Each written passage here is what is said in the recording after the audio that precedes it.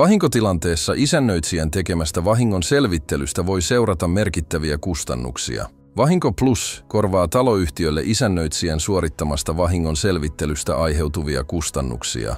Vahinko Plusan avulla taloyhtiö voi myös ennaltaehkäistä vesikattovuotoja, koska tuotteeseen sisältyy laaja vesikatteen ja rakenteiden kuntotarkastus. Tämä tarkastus sisältää vesikatteen pintapuolisen tarkastuksen, vesikaton tukirakenteiden, aluskatteiden, kattovesijärjestelmien kattoturvatuotteiden, läpivientien ja myös ullakkotilan palo-osastoinnin tarkastuksen. Tarkastuksesta laaditaan raportti. Vahinko Plus korvaa kohtuulliset ja tarpeelliset korjauskustannukset vesi- ja lahovaurioista, jotka ovat aiheutuneet veden tunkeutumisesta vesikatteen ja sen liitosten läpi 10 000 euroon saakka.